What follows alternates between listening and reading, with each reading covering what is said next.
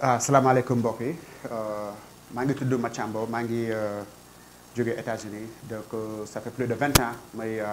dund États-Unis état bu ñuy wax Wisconsin c'est plus proche du Canada donc depuis ma dem foofu fii laa commencé taekwondo fii au Sénégal mais depuis ma dellu États-Unis ba léegi maa ngi continuer di yëngu ci mbiru taekwondo d'ailleurs moom mooy suma liggéey à temps plein am naa ñaari salle taekwondo foofu plus de 400 élèves donc taekwondo bi rek la ñu xam ci li ñuy def donc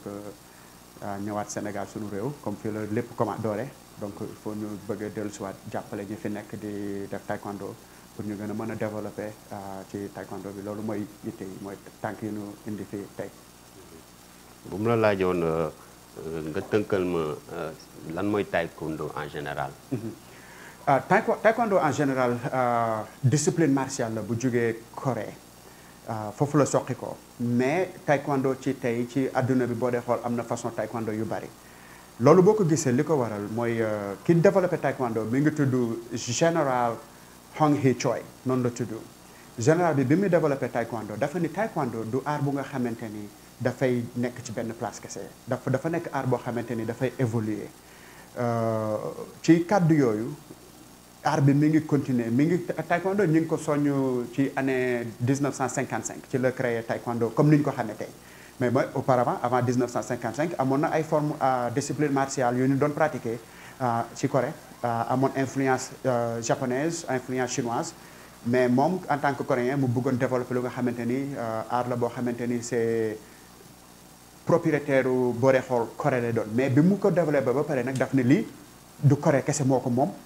adduna bi yëpp moo ko moom donc dafa nekk loo xamante ni dafa war di évoluer di war di continuer donc ci la dem de sorte que léegi am nga ñaari façon taekwondo yoo xamante ni ñoo gën a feeñ ci adduna bi nag bu njëkk bi mi ngi tudd WTF moom mooy discipline olympique bi nga gis ci Jeux olympiques yi gars yi di ko def bi ñu indi Sénégal ci temps yi yàggul boobu mooy ITF boobu mooy original bi boobu moo njëkk ci taekwondo donc discipline Corée la bu jógee Corée mais day du discipline bu nga xamante ni dañu ci def rek ndax combat wala dañu ci def rek ndax sport bi loolu rek taxu ko jóg mais discipline la boo xamante ni nit ki da ci jariñu ci lu bari mën na yar nit mën na la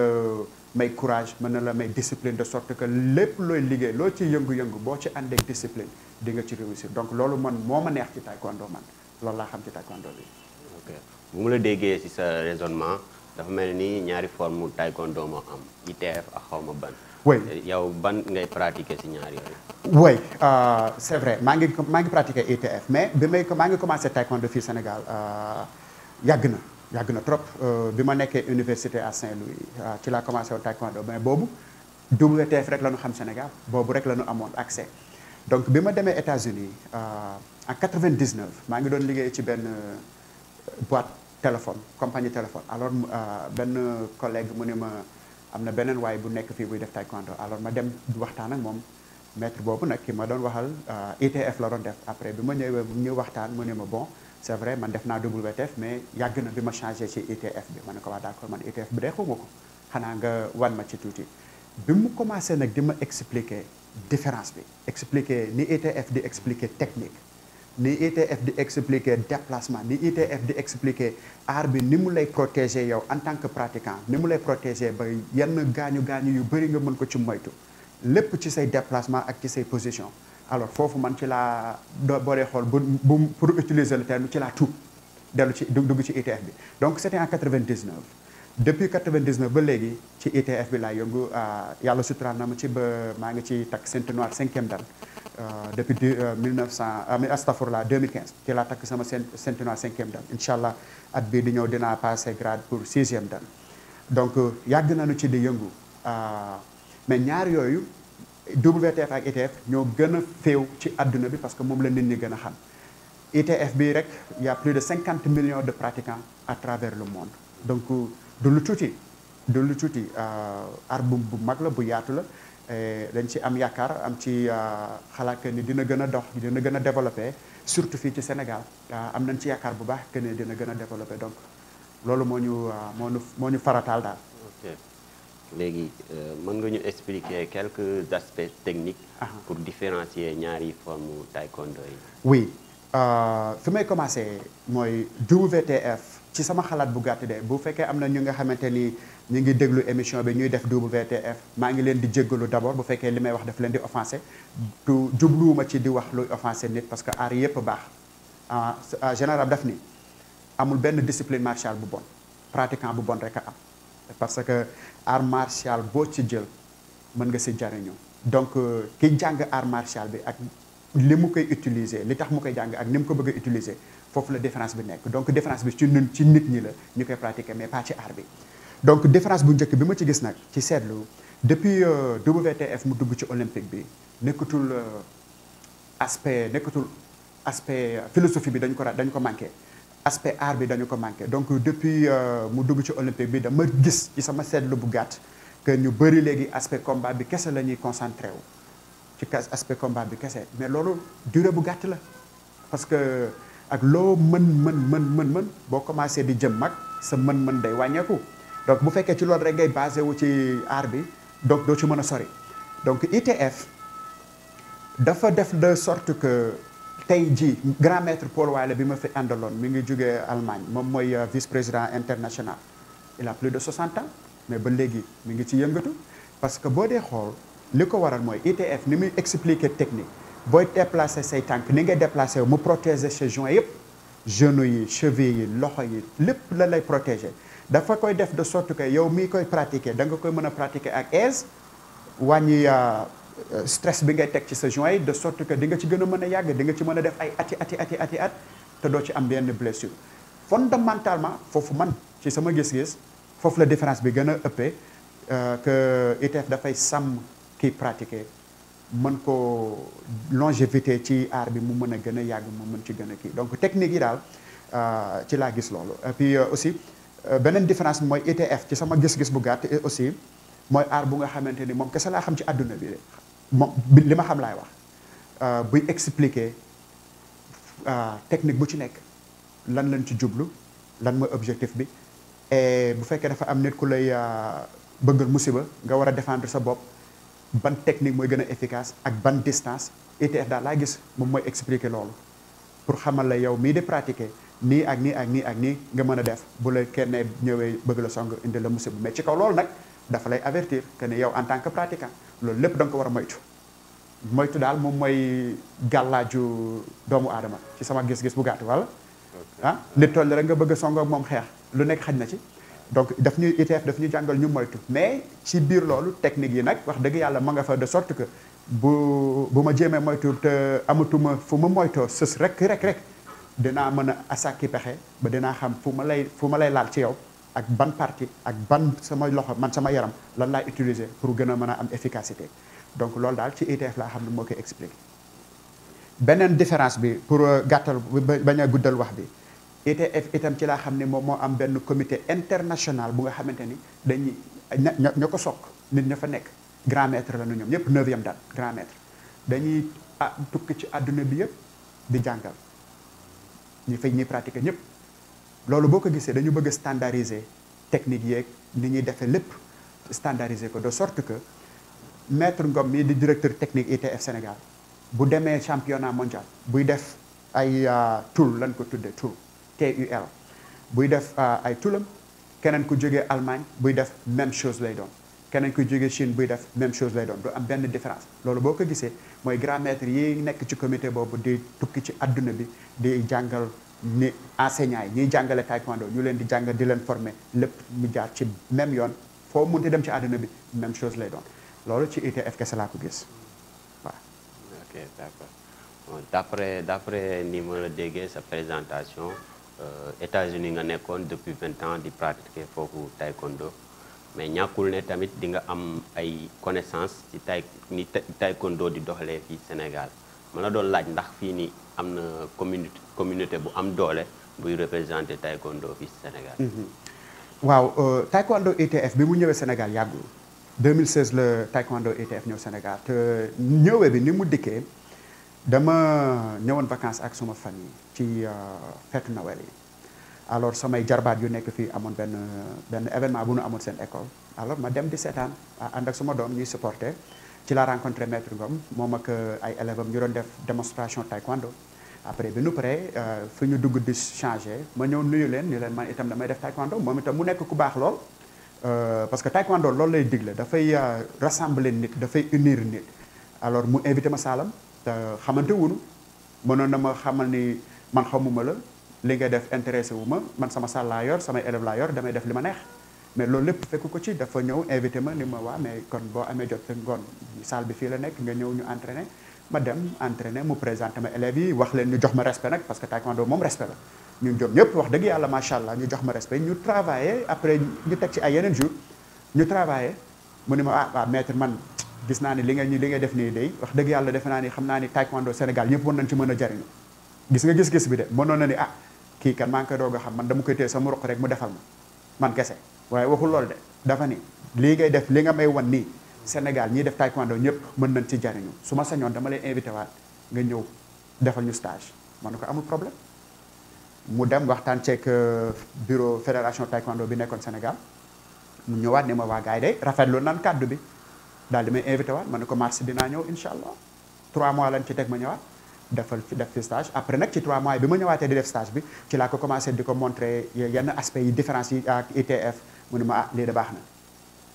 heureusement maître maat moom ñoo bokk maître muy maître Dame Seck moom mooy sunu leader kooku defe naa Sénégal foo tuddee maître Dame Seck si taekwondo ñëpp xam ko li mu def ci taekwondo Sénégal macha allah yal na ko yàlla may wér-gu-yaram ak fan wu gudd bàyyi ko sunu kanam lu yàgg léegi noonu nag la ITF bi commencé après maître Dame moom itam rafetlu ko mais waa lii moom c'est une bonne chose nanu ci gën a développé ñu commencé former léegi depuis 2016 ak léegi je pense que y a 43 clubs quelque chose comme ça ak plus de 400 pratiquants donc 18 clubs astafurlah 18 clubs ak mais pratiquants daal bari na mi ngi gën a jëm kanam nag nit ñaa ngi gën a gis intérêt bi di ci gën a sawarlu di gën a liggéey donc Éthiopie laa demoon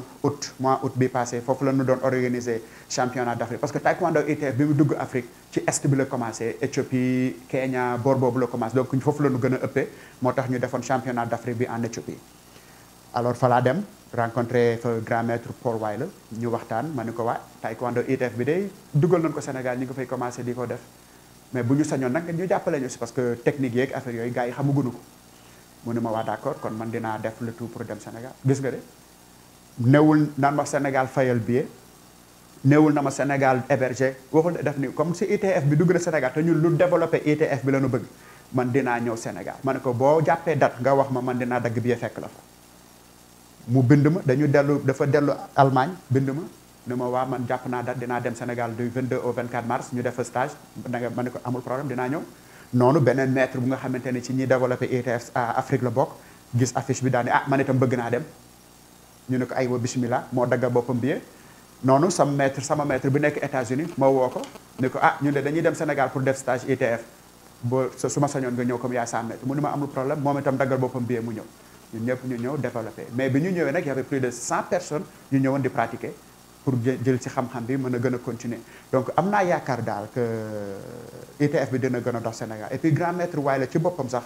ak Sénégal ni mu mel calme bi fi am jàmm bi fi am ci dëkk bi parce que def na dëkk yu bëri en Afrique donc bi ñu ñëwee ñu toog benn jour ñuy reer après stage bi mu ni ma li ma gis fii Sénégal daf ma assuré daf ma jox espoir que futuru taekwondo en Afrique peut-être fii lay commencer ci Sénégal parce que dëkk bi réew mi am na jàmm nit ñi calme nanu ñi fiy def bien que bi ñu commencé ba léegi pratiquement amuñu maître bu jàkkaarloo ñoom di leen wan techniquement mais ñoom ci seen i coobare bopp ak internet beeg yooyu ci la ñuy jàng ba liñ ci mën te niveau bi taxu ko bon de le niveau est très bon et loolu lépp nag ma wax ko ci kanamu ñépp mu leer c'est grâce à maître Ngom nii toog fii moom mooy directeur technique bi fu nekk lay dem nag di ko fa développer donc loolu moom bu ci tànkam taxawul woon ak coono bi mu ci àndal xalaat naa ni niveau bi ñuy di wax ni moom la ñu am fii ci ITF Sénégal amaana du demee noonu yàlla rek a xam nag mais amaana bu dul woon moom ak coono bi mu ciy daj du demee noonu donc am nañ yaakaar que ni ITF bi dina gën a dox Sénégal dina gën a avancer Sénégal dina gën a avancer Afrique loolu moom am nañ ci rafetluwaay bu wér. D'accord. bëggoon naa la laaj ndax taekwondo am na fédération fii mais d'après sa explication question boobu jaratul. waaw am na amatu fi yoon quoi. oui association et puis def nañ demande yëpp auprès du ministère de la jeunesse et des sports donc papier li ci war lépp daal pour organiser une fédération qui est reconnue internationale. c'est pas encore reconnu fédération. c'est reconnu mais léegi récépissé bi am na Pape Demba Kane mooy président bi waaw donc association bi mi ngi fi c'est reconnu mais et puis ñuy def yëpp reconnaître nañ leen au niveau international mais ba léegi association la quoi dafa am association am fédération association bi c'est au niveau national loolu reconnaître nañ ko fédération bi moom ci la ñu nekk tànki pour ñu reconnaître ko au plan international. ok d'accord taekwondo lan la apporter Sénégal depuis création ba léegi nii yan trophée lañ ràññee ne. bon jël nañ ko. boobu question nga baal ma duma ko mën a répondre parce que yàgg na bi ma génnee donc amoon na ay temps yu nga xamante ni suivre ma woon seen évolution mais je sais que ni Balla Dieye bi nga xamante ni moom mooy président taekwondo fédération taekwondo bu WTF moom defe naa moom itam ñëpp ràññee nañ ko ci taekwondo bi indi na fi ay médailles yu bare def na fi ay résultats yoo xamante ni moom ku ko waxal te yàlla tax di nga ko reconnaître que ni kii représenté na Sénégal dignement am na beneen combattante bu ñuy wax Binta Diédhiou moom itam ñëw na ba sama salle fële aux États-Unis ma entraîné ak moom à maintes reprises ñaari yoon ñëw na sama salle ñuy entraîné moom itam championne la indi na fi ay trophées championnat d'Afrique médaille d'or ñoom ak kële ci olympique ci participé nañ ci Jeux olympiques ak kële ki nekk Europe nu mu tuddati Kayre ak am na keneen daal ñu ngi ci am na ci gars yi ñoo baax ñu bari ñu nga xamante ni wax dëgg yàlla mën nañu Moustapha Kama moom laay xalaat ñoom itam def nañ ci ay résultats yu baax récemment bi championnat d'Afrique bi amee maa ngi doon xool ci Facebook bi que gis naa ne ñoom itam équipe bi demoon indi nañ ay ndam donc taekwondo bi daal ñi fi nekk ñi ngi ci góorgóorlu lu ñu mën problème bi fi am mooy talent bi mi ngi fi bëgg-bëgg bi mi ngi fi mën-mën bi mi ngi fi problème bi nu am mooy moyens yi la ñu amul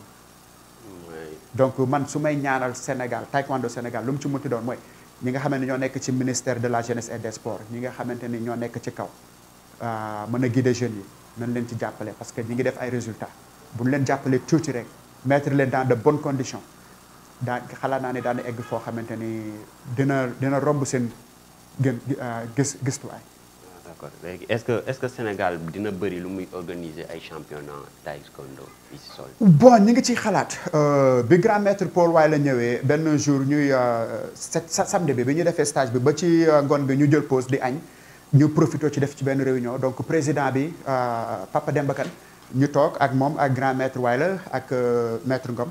ñu toog ñu waxtaan mu ñuy expliquer yéene bi nu am ci taekwondo ci Sénégal ak fi ñu bëgg a dem donc benn ci yéene yooyu moo ñu organiser championnat peut-être d'Afrique fii au Sénégal wala même championnat du monde pourquoi pas donc grand maître Paul Waye la rafetlu ko lool mu ni championnat du monde en Afrique kooku ce serait une très bonne chose. parce que ba léegi. mais pour ça il faut am fédération bu solide bu. il faut am sa fédération bu solide mais loolu lu yàggatul mi ngi ci tout est en cours. le papier yëpp rempli na ko li tax mu amoon retard moo doon élection yi élection présidentielle yi ñu mujjee génn donc loolu ci ak occupation élection yooyu looloo taxoon ci liñ ma expliqué boobu moom moo xawoon a tardé affaire yi mais après ça loolu lépp daal am na yaakaar ne que lépp dina sotti ci dal bu gàtt donc grand maître Waye la dafa rafetlu loolu mais peut-être nag eggunu foofu parce que amagunu niveau boobu amagunu base boobu mais peut-être dans 6 ou 8 ans incha allah bu nu continuer liggéey bi ni ñuy def ni loolu lu mën a nekk la loolu lu mën a nekk la te buñ ci farloo am naa yaakaar ne dina mën a nekk. yan type de personnes ñooy pratiquer taekwondo maanaam tranche d'âge bi jeunes yi pratiquer yow ñi ngay encadrer par exemple yan tranche d'âge la ñuy am d'habitude. loolu ma gën a neexate ci ITF bi. parce que ITF boo dee xool WTF léegi ak ñi def combat bu ñu demee ba ay 35 40 ans gën ko bari seen yaram dootul mën mais ITF man sama saal ki gën a ndaw 4 ans la am ki gën a mag 74 ans la am am naa mag yu nekk 74 ans ba léegi dañuy ñëw salle di entraîner mais fii aussi la même chose te bi ñu ñëwee beneen affaire bu nga xamante ni moom la ñu gën a ràññee ci Sénégal ñu rafetlu ko lool maître yi fi ñëwoon yëpp mooy xale yi ñiy participer ci taekwondo bi ci xale yi dañu bëri parce que xale yi moom mooy futur bi mooy avenir bi donc lu ñu gën a jël temps investir ko ci xale yi former leen te taekwondo nag bu ñu koy def ci xale yi ñaari façon la de li mu leen di jariñ ñaar la bu njëkk bi mooy dina leen permettre ñu développer am exercice santé côté santé parce que sport moom ak santé ñëpp xam nañ ko ah ki la gën a farlu ci sport bi boo dee xool moo lay gën a jàppandi bu ñuy waxee ci côté santé du dëgg ñaareel bi mooy dina leen aussi teg ci yoon bu jub dina leen corriger de sorte que duñu nekk ci mbedd mi di taxawaalu di dugg ci yeneen yoo xamante ni naka sudul noonu la donc man daal loolu laa gis ci taekwondo donc xale yi dina leen permettre ñu teg leen ci yoon bu jub encadrer leen mën leen a suivre ba ëllëg ak si biir bu ci yàlla àndee du ñu def lu bon donc loolu itam am na ci solo mais tranche d'âge bi ngay wax mën na commencer 4 ans ba saa yoo la ko yàlla mayee wala mënatoo yëkkati say tànk wala mënatoo taxaw mais tant que yaa ngi am taxawaay soxlawul ngay parce que taekwondo ITF boo dee xool ñu bëri boo bu ñu def taekwondo bu ñu dóor coup de pied ci kaw a kaw a kaw lay dem mais loolu soxlawul ko parce que à moins que ngay xeex ak un géant yoo xamante ni mat taxawaayam mat na sa bos ñaar te bu boobaa defe naa ni coup de pied buy jóg ci kaw dootul am efficacité mooy li ma lay wax que ni technique ITF lépp daf ko jël par rapport au corps humain ak yan aspect yan partie vitaux astafurlah partie vitale ci yaram nga mën a frapper pour mën a am efficacité ku la bëgg a gaañ nga mën ko arrêter mais loolu nit bu ngeen tollee taxawaay ngay dóor coup de pied buy romb ci bopp amuloo la njariñ wala boog donc looloo ma neex ci ITF donc ak loo gën a jëm mag ba léegi mën nga pratiquer ITF donc tranche d'âge bi ça peut commencer à partir de 3 ans 4 ans ba 5 70 80 ans ça dépend ci nit ki rek. say projet pour taekwondo Sénégal bi. waaw man sama projet taekwondo Sénégal sama yéene taekwondo Sénégal mooy taekwondo Sénégal dox ba ñëpp mën ci jariñu ñu gën a xam lan mooy ITF parce que am naa yaakaar que ni bu nit ñi gën a xam ITF lu muy représenté ak technique de base ni ñu koy expliquer mouvement ni ñu koy expliquer déplacement ni ñu koy expliquer am naa yaakaar ne bu nit ñi gën a comprendre loolu daan gën a sawar ci ITF bi parce que dafa nekk art bu nga xamante ni boo ko toppee ni ñu koy jàngale di nga ci mën a yàgg trop trop trop trop ba pare nag sama yaakaar mooy ñu professionnaliser ko man loolu mooy su ma yéene ñu professionnaliser ko parce que bi ma ñëwee ba léegi maa ngi dem ci yeneen i club di visiter ay club di leen defal ay cours jàngal maître yi aussi xam-xam bi ma lu tuuti li ma yàlla may ma koy partager ak ñoom mais gis naa conditions yi ñuy fonctionner mu leer ma ne ñii volonté bi encore une fois volonté bi mi ngi fi talent bi mi ngi fi bëgg-bëgg bi mi ngi fi mën-mën bi mi ngi fi mais moyens yi moo fa nekkul mais je me dis que bu nu ko professionnaliser am salle bu baax soxlawul mu yaatu am salle bu baax ut say tapis teg mais loolu nag ci maître yi lay doon parce que bu fekkente ne da nga nekk ci benn disons école ñu abal la fa salle ngay jàngale taekwondo ni élèves yi da ngeen di fay 3000 5000 mais loolu boo ko dajalee at ba ñaari at peut-être di nga ci am loo xamante ni mën nga ci ubbi sa salle boobu fenn fu gën a espace bu gën a baax wala boog mën ci am tuuti équipement booy commencer mais il faut ñu professionnaliser ko sama salle man ni ma koy doxalee chaque jour bii heure ba bii heure xale yi ñi am 4 ans ba 6 ans ñoom ñooy am cours bii heure ba bii heure xale yi ñi am 4 ans ba 6 ans ceinture bii ñooy am cours donc ku ci nekk da ngay am sa heure bopp ku ci nekk da ngay am sa bisu bopp donc yow soxla woo ñëw ci salle bi budul sa bis budul sa heure comprendre nga donc du ñu boole doon lépp daal il faut ñu professionnaliser ko teg ko ci yoon teg ko def ci ay heure calendrier bu jub ba comme ça képp kuy ñëw di inscrire dana xam ne bés sàngam laay am classe heure sàngam laay am classe te bu boobaa nag kon ci responsabilité bi ci ñoom lay doon donc loolu daal mooy su ma yéene que taekwondo bi gën a mën a développer et que mu nekk loo xamante ni dafa nekk lu professionnel parce que bu ñu ko professionnaliser mën nga ci dund mën nga ci fay say soxla man depuis 2008 liggéeyatuma benn compagnie sama bopp laa liggéey depuis 2008 aux États-Unis sama salle laa yor maa ngi ci tedd bu baax maa ngi ciy dund ci laa maa ngi ci kii sama famille sama njaboot gi nekk fii Sénégal ci laa leen di jàppale ci taekwondo bi kese la yàlla sutura ma ci ba 2016 ma am possibilité ubbi beneen salle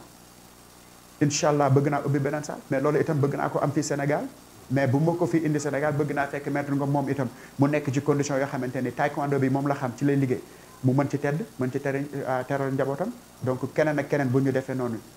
balaa yàgg defe naa ni ñëpp daan xam ITF que ni lii du fo. Il faut que nit ñi comprendre loolu aussi que taekwondo du fo du lu nga xamante ni da nga koy def rek parce que mën naa ko def tey ma bàyyi ko suba. C'est une façon de vivre. Do le do boo nee karaté do ni taekwondo ni hapkido ni jutkundo ni kendo ah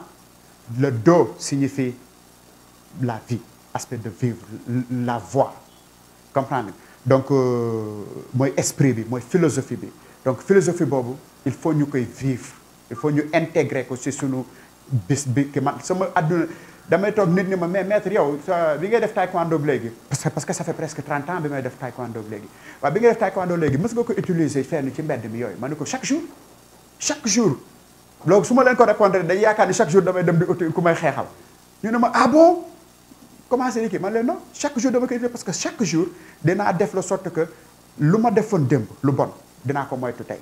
lu ma defoon démb lu baax dinaa ko yokk tey donc chaque jour damay seet suma bopp nan laa gën a mën a améliorer suma vie nan laa gën a mën a développer suma vie ba nit ñi ma wër ñëpp nag nan laa leen gën a mën a jàppale ñu mën a ñëpp ñu jugandoo parce que bu ñu ñëpp booloo nekk benn ñu jugandoo nekk benn bu ñu daanu ñu daanandoo nekk benn waaye am naa yaakaar ne bu ñu ñëpp jàppandoo ñu nekk benn ci kaw rek la ñuy jëm donc loolu mooy sama yéene taekwondo fii Sénégal. sa dernier mot bu fekkee am nga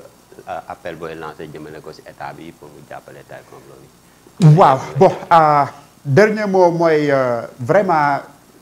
depuis 2016 sama yoon yi may ñëw fii di def ci taekwondo bi yëpp gis naa Pastef bi ci nit ñi àndal ñi koy def maître yi fi nekk li ko commencé ci sunu grand maître sunu leader muy maître Dame Seck ni mu ci taxawee ni mu ci sonne